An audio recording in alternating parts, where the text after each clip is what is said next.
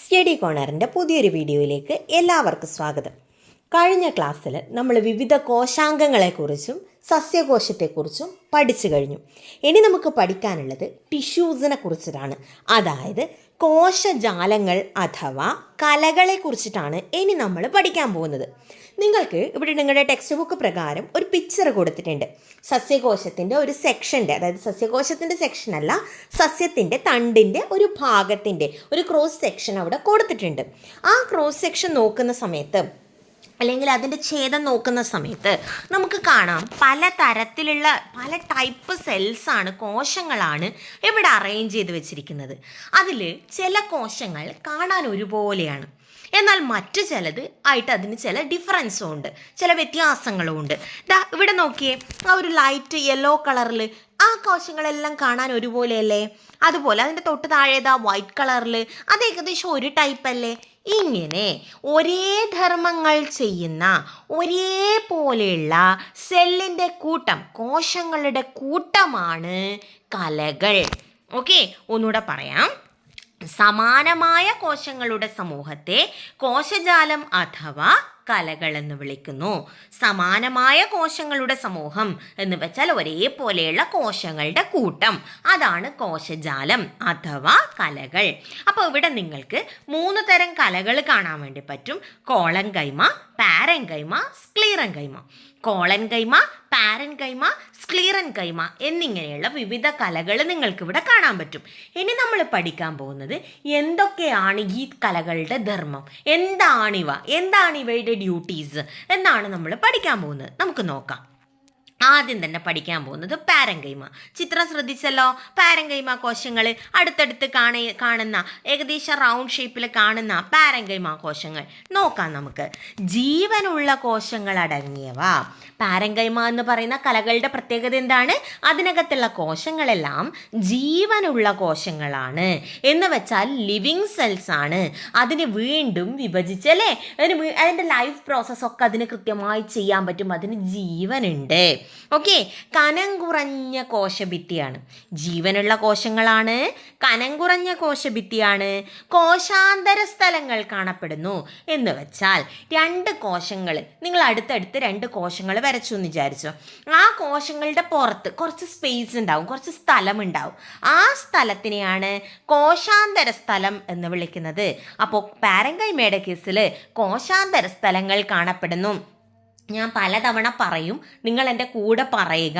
അങ്ങനെ പറയും തോറും നിങ്ങൾക്കത് പഠിക്കാൻ വേണ്ടി പറ്റും. ഓക്കെ, അപ്പോൾ എത്രത്തോളം തവണ നിങ്ങൾ പറഞ്ഞു നോക്കുന്നോ, അല്ലെങ്കിൽ എത്രത്തോളം തവണ നിങ്ങളത് എഴുതി നോക്കുന്നോ, ചിലവർക്ക് എഴുതി പഠിക്കാൻ പറ്റും, ചിലവർക്ക് പറഞ്ഞു പഠിക്കാനാണ് പറ്റുക. അപ്പോൾ ഏതാണോ നിങ്ങൾക്ക് കൺവീനിയൻ്റ് ആയിട്ടുള്ള മെത്തേഡ്, ആ മെത്തേഡ് ഫോളോ ചെയ്യുക. ചിലവർ ഞാൻ പറയുന്നത് കേട്ട് അത് പലതവണ എഴുതിയിട്ട് അവരത് പഠിക്കും, ചിലവർ ഞാൻ പറയുന്നതിൻ്റെ കൂടെ പറഞ്ഞ് പഠിക്കും. ഇനി ചിലർക്ക് ജസ്റ്റ് കേട്ടാൽ മതി. ഓക്കെ, ചിലർക്ക് ജസ്റ്റ് കേട്ടാൽ മതി. അപ്പോൾ ഡിപ്പെൻഡ്, നിങ്ങളെ അനുസരിച്ചിരിക്കും നിങ്ങൾ എങ്ങനെ പഠിക്കുന്നു എന്നുള്ളത്. അപ്പോൾ ആ മെത്തേഡ് നിങ്ങൾ ഫോളോ ചെയ്യുക. ഓക്കെ, അപ്പോൾ ഒന്നുകൂടെ ഞാൻ പറയാം. ജീവനുള്ള കോശങ്ങളാണ് പാരൻകൈമ കോശങ്ങൾ, അല്ലെങ്കിൽ പാരൻകൈമ കലകൾ. കനം കുറഞ്ഞ കോശഭിത്തിയാണ് ഇവയ്ക്ക്. കോശാന്തര സ്ഥലങ്ങൾ കാണപ്പെടുന്നു. ഇനി ഇതിലെ ചില ഭാഗങ്ങൾക്ക്, ചില കോശങ്ങൾക്ക്, ചില ഭാഗങ്ങളിലെ കോശങ്ങൾക്ക് വിഭജിക്കാനുള്ള കഴിവും കൂടെയുണ്ട്. അപ്പം നിങ്ങൾ എന്നോട് ചോദിക്കും, എന്തേ കോശങ്ങൾ വിഭജിക്കൂലേ, ഇതെന്തേ ഇങ്ങനെ പറഞ്ഞതെന്ന് പറയാം. സസ്യങ്ങളുടെ കേസിൽ വിഭജനം നടക്കുന്ന കോശങ്ങൾ ഒരു പ്രത്യേകതരം കോശങ്ങളാണ്, നമ്മൾ കുറച്ച് കഴിയുമ്പോൾ പഠിക്കും. മെരിസ്റ്റമിക കോശങ്ങൾ എന്ന് പറയും, നമ്മളത് പഠിക്കും കേട്ടോ. അപ്പം തൽക്കാലം ഇത്ര മാത്രം ആലോചിച്ച് വെക്കുക. ഈ പാരൻകൈമയുടെ കേസിൽ ചില ഭാഗങ്ങളിലെ കോശങ്ങൾക്ക് വിഭജിക്കാനുള്ള കഴിവുണ്ട്. ഓക്കെ, അപ്പോൾ ജീവനുള്ള കോശങ്ങളാണ്, കനം കുറഞ്ഞ കോശഭിത്തിയാണ്, കോശാന്തര സ്ഥലങ്ങൾ കാണപ്പെടുന്നുണ്ട്, ചില ഭാഗങ്ങളിലെ കോശങ്ങൾക്ക് വിഭജിക്കാനുള്ള കഴിവുമുണ്ട്. ഇനി ഇതിൻ്റെ ധർമ്മങ്ങൾ, പാരൻകൈമയുടെ ധർമ്മങ്ങൾ എന്തൊക്കെ? ഇത് ഇമ്പോർട്ടൻ്റ് ആണ്, എക്സാമിനൊരു ക്വസ്റ്റ്യൻ ആയിട്ട് വരും. പ്രകാശ സംശ്ലേഷണം, ആഹാര സംഭരണം എന്നീ ധർമ്മങ്ങളാണ് പാരൻകൈമക്ക്. ഒന്നുകൂടെ പറയാം. പ്രകാശ സംശ്ലേഷണം, ആഹാര സംഭരണം എന്നീ ധർമ്മങ്ങൾ നിർവഹിക്കുന്നവരാണ് പാരൻകൈമ കോശങ്ങൾ. മനസ്സിലായല്ലോ? ജീവനുള്ള കോശങ്ങളാണ്, കനം കുറഞ്ഞ കോശഭിത്തിയുണ്ട്, കോശാന്തര സ്ഥലങ്ങൾ കാണപ്പെടുന്നു, പ്രകാശ സംശ്ലേഷണം, ആഹാര സംഭരണം എന്നീ ധർമ്മങ്ങൾ നിർവഹിക്കുന്നു. ചില ഭാഗങ്ങളിലെ കോശങ്ങൾക്ക് വിഭജിക്കാനുള്ള കഴിവുമുണ്ട്, ഡിവൈഡ് ചെയ്യാനുള്ള കപ്പാസിറ്റി ഉണ്ട്. ഓക്കെ, ഇത്രയാണ് പാരൻകൈമയിൽ പഠിക്കാനുള്ളത്. ഇത്രയേ ഉള്ളൂ. ഇത് വൃത്തിയായി പഠിച്ചു വെക്കുക. നെക്സ്റ്റ്, കോളൻകൈമ, രണ്ടാമത്തെ കോശം. രണ്ടാമത്തെ കലകൾ. രണ്ടാമത്തെ ടൈപ്പ് കലകളാണ് കോളൻ കൈമ. ജീവനുള്ള കോശങ്ങളടങ്ങിയവ. ഇവയ്ക്കും എന്തുണ്ട്? ജീവനുണ്ട്. സെല്ലുലോസ്, പെക്റ്റിൻ തുടങ്ങിയ പദാർത്ഥങ്ങളാൽ നിർമ്മിതമായ കോശഭിത്തി. നമ്മൾ മുന്നത്തെ ക്ലാസ് പഠിച്ചിട്ടുണ്ട്. സസ്യങ്ങളിൽ ഒരു കോശഭിത്തിയുണ്ട്, സസ്യകോശങ്ങൾക്കൊരു കോശഭിത്തിയുണ്ട്. ആ കോശഭിത്തി നിർമ്മിച്ചിരിക്കുന്നത് സെല്ലുലോസ് എന്ന പദാർത്ഥം കൊണ്ടാണെന്ന് പഠിച്ചിട്ടുണ്ട്. ഇവിടെ കോളൻ കൈമ എന്ന് പറയുന്ന കലകൾക്ക് ഒരു പ്രത്യേകതയുണ്ട്. അവരുടെ കോശഭിത്തി നിർമ്മിച്ചിരിക്കുന്നത് സെല്ലുലോസും പെക്റ്റിനും. സെല്ലുലോസും ഉണ്ടാവും, ചിലതിൽ പെക്റ്റിനും ഉണ്ടാവും. ഓക്കെ, സെല്ലുലോസ്, പെക്റ്റിൻ തുടങ്ങിയ പദാർത്ഥങ്ങളാൽ നിർമ്മിതമായ കോശഭിത്തിയാണ് കോളൻ കൈമ കലകൾക്ക്. മനസ്സിലായോ? ഇനി ഈ കോളൻ കൈമയുടെ കോശഭിത്തിയുടെ എല്ലാ ഭാഗവും ഒരുപോലെയല്ല. ചില ഭാഗങ്ങളിൽ മാത്രം കട്ടി കൂടുതലായിരിക്കും. പാരങ്കൈമയുടെ കേസിൽ എല്ലാ ഭാഗവും ഒരുപോലെയായിരുന്നു, അതിന് കട്ടിയൊന്നുമില്ല, എല്ലാം വളരെ നേർത്ത കോശഭിത്തിയുള്ള സാധനങ്ങളായിരുന്നു. അതേസമയം കോളൻ കൈമയുടെ കേസിൽ കോശഭിത്തിയുടെ ചില ഭാഗങ്ങളിൽ മാത്രം എന്തായിരുന്നു? കട്ടി കൂടുതലായിരുന്നു. കോശഭിത്തിയുടെ ചില ഭാഗങ്ങളിൽ മാത്രം കട്ടി കൂടുതലായിരുന്നു. ഇവ ഇങ്ങനെയുള്ളത് കൊണ്ട്, ചില ഭാഗങ്ങളിൽ മാത്രം, കോശഭിത്തിയുടെ ചില ഭാഗങ്ങളിൽ മാത്രം കട്ടിയുള്ളത് കൊണ്ട് സസ്യഭാഗങ്ങളുടെ ആകൃതി നിലനിർത്താൻ സഹായിക്കുക എന്നതാണ് കോളൻ കൈമയുടെ ഡ്യൂട്ടി. ഓക്കെ, ജീവനുള്ള കോശങ്ങൾ അടങ്ങിയവയാണ് കോളൻ കൈമ. സെല്ലുലോസ്, പെക്റ്റിൻ തുടങ്ങിയ പദാർത്ഥങ്ങളാൽ നിർമ്മിതമായ കോശഭിത്തിയുണ്ട്.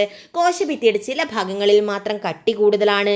അതുകൊണ്ട് തന്നെ ഇവ സസ്യഭാഗങ്ങളുടെ ആകൃതി നിലനിർത്താൻ സഹായിക്കുന്നു. 2 ടൈപ്പ് കലകൾ നിങ്ങൾ പഠിച്ചു കഴിഞ്ഞു.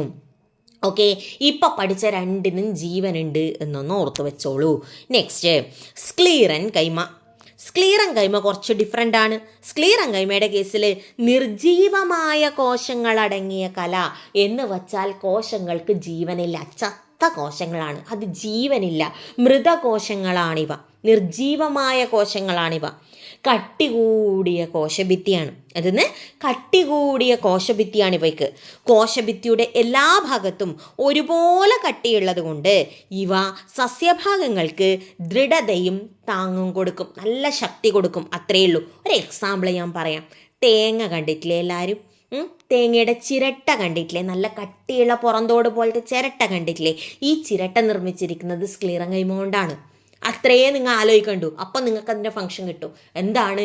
എല്ലാ ഭാഗവും ഒരുപോലെ കട്ടി കൂടിയതാണ് സ്ക്ലീറൻ കൈമ കോശങ്ങളുടെ, സ്ക്ലീറൻ കൈമ കലകളുടെ. അതുകൊണ്ട് തന്നെ നിർജീവ കോശങ്ങളാണ്. ഇത് ഭാഗത്തിന് ദൃഢത നൽകുന്നു, അല്ലെങ്കിൽ ഉറപ്പ് നൽകുന്നു, താങ്ങ് നൽകുന്നു, ബലം നൽകുന്നു. ഇതാണ് സ്ക്ലീറൻ കൈമയുടെ ഡ്യൂട്ടി. കിട്ടിയല്ലോ? ഇനി നമ്മുടെ സസ്യകലകളെ കുറിച്ചിട്ടാണ് നമ്മൾ പഠിച്ചുകൊണ്ടിരിക്കുന്നത്, അല്ലേ? അപ്പോൾ ഇപ്പം നമ്മൾ 3 ടൈപ്പ് സസ്യകലകൾ പഠിച്ചു. പാരങ്കൈമ, കോളൻ കൈമ, സ്ക്ലീറൻ കൈമ എന്നിങ്ങനെ 3 എണ്ണം പഠിച്ചു. നിങ്ങൾ മുന്നിലത്തെ ചിത്രം നോക്ക്. ഇതാ പാരങ്കൈമ കോശങ്ങളെല്ലാം കാണാൻ ഏകദേശം ഒരുപോലെ, കോളൻ കൈമ കോശങ്ങളെല്ലാം കാണാൻ ഏകദേശം ഒരുപോലെ, അതിൻ്റെ സ്വഭാവം എല്ലാം ഒരുപോലെ. ദെൻ സ്ക്ലീറൻ കൈമ കോശങ്ങളും എല്ലാം കാണാൻ ഒരുപോലെ, എല്ലാ ഭാഗത്തും ഒരുപോലെ കട്ടി കൂടിയ ഭിത്തിയൊക്കെ ഉണ്ട്, അല്ലേ? അപ്പോൾ ഇത്തരത്തിൽ ഒരേ തരത്തിലുള്ള കോശങ്ങൾ അടങ്ങിയ കലകളെ വിളിക്കും ലളിത കലകൾ. എന്തെന്ന്? അതാണ് നമുക്ക് അടുത്ത് പഠിക്കാനുള്ള പോയിന്റ്. ശരിക്കും പറഞ്ഞാൽ സസ്യകലകളെ പ്രധാനമായും 2 കാറ്റഗറി ആക്കുന്നത് നമ്മൾ. അതിൽ ഒന്നാമത്തെ കാറ്റഗറിയാണ് ലളിതകലകൾ. എന്ന് വെച്ചാൽ ഒരേ തരത്തിലുള്ള കോശങ്ങളാൽ നിർമ്മിതമായ കലകളാണ് ലളിതകലകൾ എന്നറിയപ്പെടുന്നത്. ഒരേ തരത്തിലുള്ള കോശങ്ങളാൽ നിർമ്മിതമായ കലകളാണ് ലളിതകലകൾ. മനസ്സിലായോ? ഒരേ തരത്തിലുള്ള കോശം, ഇപ്പോൾ സ്ക്ലീറൻ കൈമയാണെങ്കിൽ അതിലുള്ള കോശങ്ങളെല്ലാം ഒരുപോലെ, അല്ലേ? എല്ലാത്തിനും ഒരുപോലെ കട്ടി കൂടുതൽ, അതാണ് സ്ക്ലീറൻ കൈമ. അത്തരത്തിലുള്ള കോശങ്ങളെ, അതായത് എല്ലാ കോശങ്ങളും അതിലുള്ളത് ഒരുപോലെയാണെങ്കിൽ അത്തരത്തിലുള്ള കലകളെ വിളിക്കും ലളിത കലകൾ. മനസ്സിലായല്ലോ? എന്നാൽ ചിലതിൽ അങ്ങനെ ആയിരിക്കൂല. ചില അടുത്ത ടൈപ്പ് കലകളിൽ അങ്ങനെ ആയിരിക്കൂല, എല്ലാം ഡിഫറെൻ്റ് ആയിരിക്കും. അത്തരത്തിലുള്ള കലകളെ വിളിക്കും സങ്കീർണ കലകൾ. എന്തെന്ന്? സങ്കീർണ കലകൾ. ഓക്കെ, അപ്പോൾ സസ്യങ്ങളിലെ കേസിൽ കലകൾ 2 ടൈപ്പാണ്, ലളിത കലകളും സങ്കീർണ കലകളും. ലളിത കലകൾ എന്ന് പറഞ്ഞാൽ ഒരേ തരത്തിലുള്ള കോശങ്ങളാൽ നിർമ്മിതമായ കലകളാണ് ലളിതകലകൾ. അതേസമയം സങ്കീർണ കലകൾ എന്ന് പറയുന്നത് അതിനകത്ത് ഡിഫറെൻ്റ് ആയിട്ടുള്ള കോശങ്ങളാണ് ഉണ്ടാവുക. മനസ്സിലായോ? ഇനി നെക്സ്റ്റ് നോക്കിക്കോളൂ. ഇനി നമ്മൾ പഠിക്കാൻ പോകുന്നത് സങ്കീർണ കലകളാണ്. സസ്യങ്ങളിൽ 2 ടൈപ്പ് സങ്കീർണ കലകളാണുള്ളത്. അതിലൊന്ന് സൈലം, മറ്റൊന്ന് ഫ്ലോയം. സൈലവും ഫ്ലോയവും വ്യത്യസ്ത ആകൃതിയും വലുപ്പവുമുള്ള കോശങ്ങളാൽ നിർമ്മിതമാണ് സൈലവും ഫ്ലോയവും. സൈലത്തിനും ഫ്ലോയത്തിനും എന്നാ പ്രത്യേകത? അതിന് വ്യത്യസ്ത ആകൃതിയാണ്, വ്യത്യസ്ത വലുപ്പമാണ്. ഇപ്പം സൈലത്തിൽ തന്നെ പലതരത്തിലുള്ള കോശങ്ങളുണ്ട്, ഫ്ലോയത്തിൽ തന്നെ പലതരത്തിലുള്ള കോശങ്ങളുണ്ട്. അതിനാൽ ഇവയെ സങ്കീർണ കലകളെന്ന് വിളിക്കുന്നു. മനസ്സിലായോ? വ്യത്യസ്ത ആകൃതിയും വലുപ്പവുമുള്ള കോശങ്ങളാൽ നിർമ്മിതമാണ് സൈലവും ഫ്ലോയവും. അതിനാൽ ഇവയെ എന്ത് വിളിക്കുന്നു? സങ്കീർണ കലകളെന്ന് വിളിക്കുന്നു. മനസ്സിലായോ? ഇനി ഓരോന്നിൻ്റെയും ധർമ്മം പഠിക്കണം. സൈലത്തിൻ്റെ കേസിൽ നോക്കിക്കോ, ഇലകളിലേക്കുള്ള ജലം, ലവണങ്ങൾ എന്നിവയുടെ സംവഹനം നടക്കുന്നത് സൈലത്തിലൂടെയാണ്. അതായത് നിങ്ങൾക്കറിയാം മക്കളെ, സസ്യങ്ങൾക്ക് ആഹാരം നിർമ്മിക്കണം അല്ലേ, അല്ലെങ്കിൽ സസ്യങ്ങൾക്ക് ആവശ്യമായിട്ടുള്ള ജലം കിട്ടണം. സസ്യങ്ങൾക്ക് ആവശ്യമായിട്ടുള്ള ജലം എങ്ങനെയാണ് കിട്ടുക? സസ്യങ്ങൾക്ക് ജലം ആകാശത്ത് നിന്ന് ഉണ്ടാക്കി വലിച്ചെടുക്കാൻ പറ്റുമോ? ഇല്ല. അവർക്ക് എവിടെ നിന്നാണ് ജലം കിട്ടുക, വെള്ളം കിട്ടുക? ഏത് ജീവജാലങ്ങൾക്കും ജീവിക്കണമെങ്കിൽ വെള്ളം വേണ്ടേ? അത് സസ്യമായാലും ജന്തുക്കളായാലും. സസ്യങ്ങൾക്ക് വേണ്ട ജലം എവിടുന്ന കിട്ടുക? സസ്യങ്ങളുടെ വേരുകൾ മണ്ണിൽ നിന്ന് ജലം വലിച്ചെടുക്കും അല്ലേ? അപ്പം അങ്ങനെ മണ്ണിൽ നിന്ന് വലിച്ചെടുക്കുന്ന ഈ ജലം സസ്യത്തിൻ്റെ എല്ലാ ഭാഗത്തേക്കും എത്തണം. അങ്ങനെ സസ്യങ്ങളെ മണ്ണിൽ നിന്ന് വലിച്ചെടുക്കുന്ന ജലവും ലവണങ്ങളും ഇവയുടെ സംവഹനം നടക്കുന്നത് ഒരു പ്രത്യേക കുഴലുകൾക്കുള്ളിലൂടെയാണ്. ആ പ്രത്യേക കുഴലുകളെ വിളിക്കും സൈലം. സൈലത്തിൻ്റെ ചിത്രം അവിടെ കൊടുത്തിട്ടുണ്ട്. നീണ്ട കുഴലുകൾ പോലെ കാണപ്പെടുന്ന ഭാഗം. ഇതിനകത്ത് പലതരത്തിലുള്ള പല ടൈപ്പ് കോശങ്ങൾ കാണപ്പെടുന്നുണ്ട്. അതുകൊണ്ട് സൈലം എന്ന് പറയുന്നത് ഒരു സങ്കീർണ കലയാണ് എന്ന് ഓർത്തു വെക്കുക. ഇനി സസ്യങ്ങൾ ജലം വലിച്ചെടുത്തു. സസ്യങ്ങൾ അതിൻ്റെ ഇലകളിൽ വെച്ച് ആഹാരം നിർമ്മിക്കും അല്ലേ? പ്രകാശ സംശ്ലേഷണം നടത്തും സസ്യങ്ങൾ. അങ്ങനെ പ്രകാശ സംശ്ലേഷണം നടത്തി അവർ ആഹാരം ഉണ്ടാക്കും. ഈ ആഹാരം സസ്യങ്ങളുടെ എല്ലാ ഭാഗത്തേക്കും കൊണ്ടുപോകണ്ടേ? ആവശ്യമുള്ള ഭാഗങ്ങളിൽ സംഭരിക്കാൻ വേണ്ടി കൊണ്ടുപോകണ്ടേ? അങ്ങനെ കൊണ്ടുപോകണമെങ്കിൽ അവിടെ മറ്റൊരാൾ വേണം. അയാളാണ് രണ്ടാമത്തെ ആൾ, ഫ്ലോയം. അപ്പോൾ സൈലവും ഫ്ലോയവും സങ്കീർണ കലകളാണ് എന്ന് വച്ചാൽ അതിൽ പല ടൈപ്പ് കോശങ്ങളാണ് കാണുന്നത്. ഓക്കെ, ഇലകളിലേക്കുള്ള ജലം, ലവണങ്ങൾ എന്നിവയുടെ സംവഹനം നടത്തുന്നത് സൈലത്തിലൂടെയും ഇലകൾ നിർമ്മിക്കുന്ന ആഹാരത്തെ വിവിധ ഭാഗങ്ങളിലേക്ക് എത്തിക്കുന്നത് ഫ്ലോയം കലകളുമാണ്. മനസ്സിലായല്ലോ? അപ്പം നമ്മൾ 2 ടൈപ്പ് കോശങ്ങളാണ് ഇപ്പോൾ പഠിച്ചത്. 2 ടൈപ്പ് കലകൾ സസ്യങ്ങളിൽ, സങ്കീർണ കലകളും ലളിത കലകളും. അതിൽ ലളിത കലകളിൽ വരുന്ന ആൾക്കാർ ആരൊക്കെയാണ്? ലളിത കലകളിൽ ആരൊക്കെ വരും? ലളിത കലകൾ ഒരേപോലത്തെ കോശങ്ങൾ വരുന്നത് പാരങ്കൈമ, കോളങ്കൈമ, സ്ക്ലീറങ്കൈമ എന്നിവ അല്ലേ?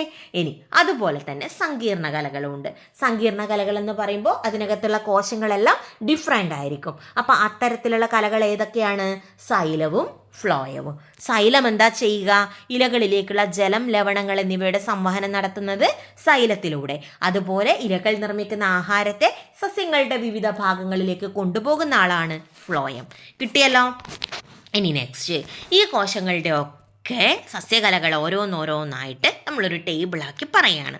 നമ്മൾ മുന്നേ പഠിച്ച കാര്യം തന്നെ നമ്മളെല്ലാം കൂടി ഒരു സ്ഥലത്തേക്ക് കൊണ്ടുവന്നു. ടെക്സ്റ്റ് ബുക്കിലുള്ള ടേബിളാണ് കേട്ടോ. നോക്കാം. ആദ്യത്തേത് പാരങ്കൈമ. കനം കുറഞ്ഞ കോശഭിത്തിയുള്ള സജീവ കോശങ്ങൾ. ചില കോശങ്ങൾക്ക് വിഭജന ശേഷിയുണ്ട്. ധർമ്മങ്ങൾ ആഹാര സംഭരണം, പ്രകാശ സംശ്ലേഷണം. കൂടുതൽ ഇതിൽ പറയണ്ടല്ലോ, കാരണം നിങ്ങൾ പഠിച്ചതല്ലേ. ഓക്കെ, അപ്പോൾ പാരങ്കൈമ കനം കുറഞ്ഞ കോശഭിത്തിയുള്ള സജീവ കോശങ്ങളാണ്. ചില കോശങ്ങൾക്ക് വിഭജന ശേഷിയുണ്ട്. ആഹാര സംഭരണവും പ്രകാശ സംശ്ലേഷണവുമാണ് പ്രധാനപ്പെട്ട ധർമ്മങ്ങൾ. ഇനി കോളൻകൈമ ജീവനുള്ള കോശങ്ങളാണ്. സെല്ലുലോസ്, പെക്റ്റിൻ തുടങ്ങിയ പദാർത്ഥങ്ങളാൽ നിർമ്മിതമായ കോശഭിത്തിയുടെ ചില ഭാഗങ്ങളിൽ കട്ടി കൂടുതലായിരിക്കും. ധർമ്മന്ത സസ്യഭാഗങ്ങളുടെ ആകൃതി നിലനിർത്താൻ വേണ്ടി സഹായിക്കുന്നു. ഞാനിത് റിപ്പീറ്റ് ചെയ്യുന്നില്ല, കാരണം പലതവണ മുമ്പ് പറഞ്ഞു. അടുത്തത് സ്ക്ലീറങ്കൈമ. നിർജീവ കോശങ്ങൾ അടങ്ങിയ സസ്യകല. ജീവനില്ലാത്ത കോശങ്ങൾ. എല്ലാ ഭാഗത്തും ഒരുപോലെ കട്ടി കൂടിയ കോശഭിത്തിയുള്ള കോശങ്ങളാണ്. സസ്യഭാഗങ്ങൾക്ക് ദൃഢത, താങ്ങ് എന്നിവ നൽകുന്നു. അടുത്തത് സൈലം. വ്യത്യസ്ത ആകൃതിയും വലുപ്പവുമുള്ള കോശങ്ങളാൽ നിർമ്മിതം. വേരുകളിൽ നിന്ന് ഇലകളിലേക്ക് ജലവും ലവണവും സംവഹനം ചെയ്യുന്നു. സംവഹനം ചെയ്യാന്ന് വെച്ചാൽ കൊണ്ടുപോകുന്നു. ഓക്കെ. അടുത്തത് ഫ്ലോയം. ഫ്ലോയത്തിൻ്റെ കേസും അങ്ങനെ തന്നെയാണ്. വ്യത്യസ്ത ആകൃതിയും വലുപ്പവുമുള്ള കോശങ്ങളാൽ നിർമ്മിതമാണ്. ഇലകളിൽ നിന്ന് മറ്റു ഭാഗങ്ങളിലേക്ക് ആഹാരം സംവഹനം ചെയ്യുന്നു. കിട്ടിയല്ലോ. അപ്പം ഇത്രയാണ് വിവിധ സസ്യകലകൾ. ഇനി നമുക്ക് പഠിക്കാനുള്ളത് സസ്യങ്ങളിൽ വിഭജനം നടത്താൻ പ്രത്യേക കഴിവുള്ള കോശങ്ങളുണ്ട്, പ്രത്യേകം സസ്യകലകളുണ്ട്. അവയെ വിളിക്കും മെരിസ്റ്റമിക കലകൾ. ഇതിന് മെരിസ്റ്റമിക കലകൾ എന്താണെന്ന് നോക്കാം. നിരന്തരമായി വിഭജിക്കാൻ കഴിവുള്ള കോശങ്ങളാൽ നിർമ്മിതമാണ് മെരിസ്റ്റമിക കലകൾ. മെരിസ്റ്റമിക കലകളുടെ പ്രത്യേകതയാണ് അവർക്ക് കണ്ടിന്യൂസ് ആയിട്ട് കോശവിഭജനം നടത്താനും പെട്ടെന്ന് നീളം വെക്കാൻ, അതായത് വളരാനുമുള്ള കപ്പാസിറ്റി ഉണ്ട്. കുറേ കോശങ്ങളെ ഉണ്ടാക്കാനുള്ള കപ്പാസിറ്റി ഉണ്ട്. അത്തരത്തിലുള്ള കോശങ്ങളാണ് മെരിസ്റ്റമിക കോശങ്ങൾ അഥവാ മെരിസ്റ്റമിക കലകൾ. ഓക്കെ, സസ്യങ്ങളുടെ വളർച്ചയ്ക്ക് കാരണം തന്നെ എന്താണ്? ഇത്തരത്തിലുള്ള മെരിസ്റ്റമിക കോശങ്ങളാണ്. മനുഷ്യന്മാരെ പോലെയല്ല. ഓക്കെ, സസ്യങ്ങൾ ഒരു പ്രത്യേക ഭാഗത്താണ് അതിൻ്റെ നീളം കൂടുന്നത് അല്ലെങ്കിൽ അതിൻ്റെ തടി കൂടുന്നത്. അതിന് പ്രത്യേക കാരണമെന്ന് പറയുന്നത് ഈ പറഞ്ഞ മെരിസ്റ്റമിക കോശങ്ങളാണ്. ഓക്കെ, അപ്പോൾ സസ്യങ്ങൾ നിരന്തരം വിഭജിക്കാനുള്ള കഴിവ് ആരാ കൊടുക്കുന്നത്? മെരിസ്റ്റമിക കോശങ്ങൾ അഥവാ മെരിസ്റ്റമിക കലകളാണ്. ആ മെരിസ്റ്റമിക കോശത്തിന് ഒരു പ്രത്യേകതയുണ്ട്, കുറച്ച് പ്രത്യേകതയുണ്ട് അവർക്ക്. എന്തൊക്കെയാണെന്ന് നോക്കാം. വലിയ മർമ്മം ഉണ്ടാവും. സസ്യങ്ങളുടെ ഈ മെരിസ്റ്റമിക കോശത്തിൻ്റെ ഏകദേശം സെൻറ്റർ ഭാഗത്തായിട്ട് എന്തുണ്ടാവും? വലിയൊരു മർമ്മം ഉണ്ടാവും. നേരിയ കോശഭിത്തിയായിരിക്കും. കോശഭിത്തിക്ക് അധികം കട്ടിയൊന്നും ഉണ്ടാവില്ല. അധികം കട്ടിയുള്ള കോശഭിത്തിക്ക് പെട്ടെന്ന് വിഭജിക്കാൻ പറ്റില്ല. അതുകൊണ്ട് തന്നെ നേരിയ കോശഭിത്തിയായിരിക്കും ഇവർക്ക്. അതുപോലെ ആ കോശത്തിനകത്ത് നിറയെ കോശദ്രവ്യം ഉണ്ടാവും. 3 പ്രത്യേകതകളാണ് മെരിസ്റ്റമിക കോശങ്ങൾക്കുള്ളത്. ഒന്ന്, നിറയെ കോശദ്രവ്യം, വലിയ മർമ്മം, നേരിയ കോശഭിത്തി. ഓക്കെ, ഞാനിവിടെ സൈഡിൽ മെരിസ്റ്റമിക കോശങ്ങളുടെ, മെരിസ്റ്റമിക കലകളുടെ ചിത്രവും കൂടെ കൊടുത്തിട്ടുണ്ട്. ഓക്കെ, കണ്ടില്ലേ? വലിയ മർമ്മം, ചുവപ്പ് കളറിൽ വലിയ മർമ്മം കാണാം. ലൈറ്റ് പച്ച നിറത്തിൽ ചെറിയ രീതിയിൽ നേരിയ കോശഭിത്തി കാണാം. നിറയെ സൈറ്റോപ്ലാസവും നിങ്ങൾക്ക് കാണാം. സൈറ്റോപ്ലാസം എന്ന് പറയുന്നത് കോശദ്രവ്യമാണ്. ഓക്കെ, അപ്പം നിറയെ കോശദ്രവ്യവുമുണ്ട്, വലിയ മർമ്മമുണ്ട്, നേരിയ കോശഭിത്തിയാണ്. നെക്സ്റ്റ്, വേരിൻ്റെയും കാണ്ഡത്തിൻ്റെയും അഗ്രഭാഗത്ത് കാണപ്പെടുന്നതാണ് അഗ്രമെരിസ്റ്റം. മെരിസ്റ്റം പ്രധാനമായിട്ടും 3 തരത്തിലാണുള്ളത്. ഓക്കെ, മെരിസ്റ്റം അതായത് മെരിസ്റ്റമിക കോശങ്ങൾ അഥവാ മെരിസ്റ്റമിക കലകൾ എന്ന് പറയുന്നത് പ്രധാനമായിട്ടും 3 തരത്തിലാണ്. ഒന്നാമത്തേതാണ് അഗ്രമെരിസ്റ്റം. എന്താണ് അഗ്രമെരിസ്റ്റം? പേര് സൂചിപ്പിക്കുന്നത് പോലെ ഇത് സസ്യങ്ങളുടെ അഗ്രഭാഗത്താണ് കാണുക. ഒന്നുകിൽ സസ്യത്തിൻ്റെ തണ്ടിൻ്റെ അറ്റത്ത്, അല്ലെങ്കിൽ സസ്യങ്ങളുടെ വേരിൻ്റെ അറ്റത്ത്. മനസ്സിലായോ? അപ്പോൾ വേരിൻ്റെയും കാണ്ഡത്തിൻ്റെയും അഗ്രഭാഗത്ത് കാണപ്പെടുന്ന മെരിസ്റ്റമാണ് അഗ്രമെരിസ്റ്റം. കിട്ടിയല്ലോ? അതുകൊണ്ട് തന്നെ ഞാനിപ്പോൾ തന്നെ ധർമ്മം പറയണേ. അതുകൊണ്ട് തന്നെ സസ്യങ്ങളെ നീളം വയ്ക്കാൻ സഹായിക്കുന്ന മെരിസ്റ്റമാണ് അഗ്രമെരിസ്റ്റം. കിട്ടിയോ? വേരിൻ്റെയും കാണ്ഡത്തിൻ്റെയും അഗ്രഭാഗത്ത് കാണപ്പെടുന്ന മെരിസ്റ്റമാണ് അഗ്രമെരിസ്റ്റം. എന്താ നിങ്ങൾക്ക് ഇവിടെ കാണാം, ഇത് തണ്ടാണ്. തണ്ടിൻ്റെ അഗ്രഭാഗത്ത് അഗ്രമെരിസ്റ്റം ഉണ്ട് അറ്റത്ത്. അതുപോലെ ഇതാ വേരിൻ്റെ അഗ്രഭാഗത്തും എന്തുണ്ട്? അഗ്രമെരിസ്റ്റം ഉണ്ട്. മനസ്സിലായോ? അപ്പം തണ്ടിൻ്റെയും വേരിൻ്റെയും അറ്റത്താണ് അഗ്രമെരിസ്റ്റം കാണപ്പെടുന്നത്. ഇത് വേര്, തണ്ട് എന്നിവയുടെ നീളം കൂടാൻ സഹായിക്കുന്നു.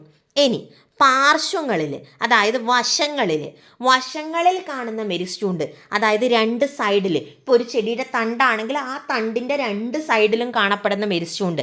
ആ മെരിസ്റ്റത്തെ വിളിക്കും പാർശ്വമെരിസ്റ്റം. ഇതിന് പാർശ്വമെരിസ്റ്റം. അതായത് ഈ പാർശ്വമെരിസ്റ്റമാണ് ചെടികളെ വണ്ണം വെക്കാൻ സഹായിക്കുന്നത്. ചെടികളുടെ തടി കൂടാൻ സഹായിക്കുന്നത് പാർശ്വമെരിസ്റ്റാണ്. മനസ്സിലായോ? സസ്യങ്ങളുടെ തടി കൂടാൻ സഹായിക്കുന്നത് ആരാണ്? പാർശ്വമെരിസ്റ്റാണ്. ഇനി ഏകബീജപത്ര സസ്യങ്ങളിൽ എന്ന് വെച്ചാൽ മോണോകോട്ട്സിൻ്റെ കേസിൽ, മോണോകോട്ട് പ്ലാന്റിലെ കേസിൽ പാർശ്വമെരിസ്റ്റം ഉണ്ടാവുന്നില്ല. പകരം ഏകബീജപത്ര സസ്യങ്ങളിൽ 2 പർവ്വങ്ങൾക്കിടയിൽ കാണപ്പെടുന്ന മെരിസ്റ്റമാണ് പർവാന്തര മെരിസ്റ്റം. ഇതിന് പർവാന്തര മെരിസ്റ്റം. മുള പോലെയുള്ള ഏകബീജപത്ര സസ്യങ്ങളിൽ 2 പർവ്വങ്ങൾക്കിടയിൽ, പർവ്വം എന്ന് വെച്ചാൽ നോഡ്, ഞാൻ അടുത്ത പിക്ചറിൽ കാണിച്ചു തരും എന്താണ് പർവ്വം എന്ന്. ഓക്കെ, അപ്പോൾ ഏകബീജപത്ര സസ്യങ്ങളിൽ 2 പർവ്വങ്ങൾക്കിടയിൽ കാണുന്ന മെരിസ്റ്റമാണ് പർവാന്തര മെരിസ്റ്റം. ഞാൻ കാണിച്ചു തരാം, നോക്കിക്കോ. ഇവിടെ കണ്ടുവാ നമ്മുടെ മുളയുടെ പിക്ചറാണ്. മുളയിൽ ഇതാ ഈ 2 ഭാഗങ്ങൾ കണ്ടുവാ. പർവാന്തര മെരിസ്റ്റം കാണപ്പെടുന്ന സ്ഥാനം എന്ന് പറഞ്ഞിട്ട് കൊടുത്തിട്ടുള്ളത് ആ ഭാഗമാണ് പർവ്വം. അതായത് ആ നോഡ് പോലെയുള്ള ഭാഗം. കുറച്ച് തടി കൂടിയ കുറേ ഭാഗങ്ങൾ കണ്ടുവാ. ഇടയ്ക്കൊരു ഗ്യാപ്പ്, പിന്നെ ഒരു തടി കൂടിയ ഭാഗം, പിന്നെ ഇടയ്ക്കൊരു ഗ്യാപ്പ്, പിന്നെ ഒരു തടി കൂടിയ ഭാഗം ആണല്ലോ. ആ തടി കൂടിയ ഭാഗമാണ് ഇത് പർവാന്തര മെരിസ്റ്റം എന്നറിയപ്പെടുന്നത്. ഓക്കെ, അപ്പോൾ ഇത്തരത്തിൽ ഏകബീജപത്ര സസ്യങ്ങളിൽ കാണുന്ന മെരിസ്റ്റമാണ് പർവാന്തര മെരിസ്റ്റം. ഇനി ഇതാ ഒരു ചോദ്യം. മുള പോലെയുള്ള സസ്യങ്ങളിൽ കാണ്ഡം വണ്ണം വയ്ക്കില്ല, കാരണം കണ്ടെത്തൂ. കാരണം ഇത്രയേ ഉള്ളൂ, മുള പോലെയുള്ള സസ്യങ്ങളിൽ പാർശ്വമെരിസ്റ്റത്തിൻ്റെ അളവ് വളരെ കുറവാണ്. ഓക്കെ, അതുകൊണ്ട് തന്നെ അവ വണ്ണം വെക്കില്ല. കാരണം പാർശ്വമെരിസ്റ്റമാണ് ചെടികളെ വണ്ണം വെക്കാൻ സഹായിക്കുന്നത്. മുള പോലെയുള്ള സസ്യങ്ങളിൽ എന്തില്ല? പാർശ്വമെരിസ്റ്റമില്ല. അതുകൊണ്ട് അവ വണ്ണം വെക്കുന്നില്ല. മനസ്സിലായോ? അപ്പോൾ പർവാന്തര മെരിസ്റ്റം, പാർശ്വമെരിസ്റ്റം, അതുപോലെ തന്നെ അഗ്രമെരിസ്റ്റം എന്നിങ്ങനെ 3 തരം മെരിസ്റ്റങ്ങളാണ് സസ്യങ്ങളിൽ ഉള്ളത്. മെരിസ്റ്റമിക കോശങ്ങളുടെ പ്രത്യേകത എന്തൊക്കെയാണെന്നും പഠിച്ചല്ലോ. നിറയെ കോശദ്രവ്യമുണ്ട്, വലിയ മർമ്മമുണ്ട്, നേരിയ കോശഭിത്തിയുമുണ്ട്. ഇനി വിഭജനശേഷി നഷ്ടപ്പെട്ട കോശ സമൂഹങ്ങളെ സ്ഥിരകലകൾ എന്നാണ് വിളിക്കുക. അതായത് ഒരു സസ്യത്തിൻ്റെ അഗ്രഭാഗത്ത് അഗ്രമെരിസ്റ്റം ഉണ്ട്. അഗ്രമെരിസ്റ്റം കണ്ടിന്യൂസ് ആയിട്ട് വിഭജിച്ച് കുറേ കോശങ്ങളുണ്ടായി. അത് നീളം വെച്ചു. ഇപ്പം നീളം വെക്കുമ്പോൾ പിന്നെ അതിൻ്റെ അറ്റത്തല്ലേ അഗ്രമെരിസ്റ്റം ഉണ്ടാവൂ? കുറച്ച് താഴത്തേക്ക് അഗ്രമെരിസ്റ്റം ഉണ്ടാവുക ഇല്ല. ഈ താഴത്തേക്കുള്ള ആദ്യം ഉണ്ടായ മെരിസ്റ്റമിക കോശങ്ങളെല്ലാം പിന്നീട് സ്ഥിരകലകളായി മാറും. വിഭജനശേഷി അവയ്ക്ക് നഷ്ടപ്പെടും. അങ്ങനെ വിഭജനശേഷി നഷ്ടപ്പെട്ട കോശ സമൂഹത്തെ സ്ഥിരകല എന്നാണ് വിളിക്കുക. അതിന് സ്ഥിരകല എന്നാണ് വിളിക്കുന്നത്. മനസ്സിലായോ? സ്ഥിരകല എന്നാണ് നമ്മൾ അവയെ വിളിക്കുക. പാരങ്കൈമ, സ്ക്ലീറങ്കൈമ, കോളങ്കൈമ, സൈലം, ഫ്ലോയം എന്നിവയൊക്കെ സ്ഥിരകലകൾക്ക് ഉദാഹരണമാണ്. മനസ്സിലായോ? വിഭജനശേഷി നഷ്ടപ്പെട്ട കോശ സമൂഹങ്ങളെ നമ്മൾ എന്ത് വിളിക്കും? സ്ഥിരകലകൾ എന്ന് വിളിക്കും. പാരങ്കൈമയും സ്ക്ലീറങ്കൈമയും കോളങ്കൈമയും സൈലും ഫ്ലോയും ഒക്കെ എന്തിന് ഉദാഹരണമാണ്? സ്ഥിരകലകൾക്ക് ഉദാഹരണമാണ്. ഇനി നമ്മൾ ഇന്ന് പഠിക്കാൻ പോകുന്ന ഭാഗത്തിൻ്റെ അവസാന ഘട്ടമാണ് ഞാൻ പറയാൻ പോകുന്നത്. നോക്കിക്കോളൂ. സസ്യകലകൾ പ്രധാനമായിട്ടും 2 തരം. 1 മെരിസ്റ്റമിക കല, 2 സ്ഥിരകല. മെരിസ്റ്റമിക കല എന്ന് പറയുമ്പോൾ കണ്ടിന്യൂസ് ആയിട്ട് ഡിവൈഡ് ചെയ്യാൻ, വിഭജിക്കാൻ കപ്പാസിറ്റിയുള്ള ഭാഗം. സ്ഥിരകലകൾക്ക് കണ്ടിന്യൂസ് ആയി വിഭജിക്കാനുള്ള കഴിവ് ഇല്ല. മെരിസ്റ്റമിക കലകളുടെ ഉദാഹരണം അഗ്രമെരിസ്റ്റം, പാർശ്വമെരിസ്റ്റം, പർവാന്തര മെരിസ്റ്റം എന്നിവ മെരിസ്റ്റമിക കലകളാണ്. ഓരോന്നിൻ്റെയും ധർമ്മം നമ്മൾ പഠിച്ചു. അടുത്തത് സ്ഥിരകല. സ്ഥിരകല തന്നെ 2 എണ്ണം. നമ്മൾ നേരത്തെ പറഞ്ഞ ലളിതകലയും സങ്കീർണകലയും. ലളിതകലകളിൽ വരുന്ന ആൾക്കാരാണ് പാരങ്കൈമ, കോളങ്കൈമ, സ്ക്ലീറങ്കൈമ. സങ്കീർണകലകളിൽ വരുന്ന ആൾക്കാരാണ് സൈലവും ഫ്ലോയവും. ഓക്കെ, ഇത്രയാണ് നമ്മൾ ഇന്നത്തെ ക്ലാസ്സിൽ പഠിക്കുന്നത്. ഇമ്പോർട്ടൻ്റ് ആയിട്ടുള്ള പോർഷനാണ്. എക്സാമിന് ചോദ്യസാധ്യത വളരെ വളരെ കൂടുതലുള്ള പോർഷനാണ് ഇന്ന് നമ്മളെടുത്തതും കഴിഞ്ഞ ക്ലാസ്സിൽ നമ്മളെടുത്തതും. ഓക്കെ, അതാണ് ഏറ്റവും ഹൈലൈറ്റ് ഇതുവരെ നമ്മൾ പഠിച്ചതിൽ. അതിന് മുമ്പത്തെ ക്ലാസ്സുകൾ ഇമ്പോർട്ടൻ്റ് അല്ല എന്നല്ല, മൈക്രോസ്കോപ്പിൻ്റെ ഭാഗത്ത് നിന്ന് ചോദിക്കുന്ന ചോദ്യങ്ങൾക്കൊരു പരിധിയുണ്ട്. പക്ഷേ ഇവിടെ നമുക്ക് എങ്ങനെ വേണമെങ്കിലും ക്വസ്റ്റ്യൻസ് വരാം. ഓക്കെ, മൈക്രോസ്കോപ്പിൽ നിന്ന് കൂടിപ്പോയാൽ എത്ര ചോദിക്കുന്നു നിങ്ങൾക്ക് തന്നെ ഏകദേശം ഒരു ധാരണ ഉണ്ടായിട്ടുണ്ടാവും. പക്ഷേ ഇതിൻ്റെ കേസിൽ അങ്ങനെയല്ല. മാക്സിമം ക്വസ്റ്റ്യൻസ് പ്രതീക്ഷിക്കാവുന്ന മേഖലയാണിത്. അതുകൊണ്ട് തന്നെ നന്നായിട്ട് പഠിക്കുക, നല്ല രീതിയിൽ മനസ്സിൽ ഉറപ്പിച്ച് വെക്കുക. എക്സാം നിങ്ങൾക്ക് പുഷ്പം പോലെ നിങ്ങൾക്ക് എഴുതിയെടുക്കാൻ വേണ്ടി പറ്റും. അതുകൊണ്ട് ഇത് നന്നായിട്ട് പഠിച്ചു വെക്കുക.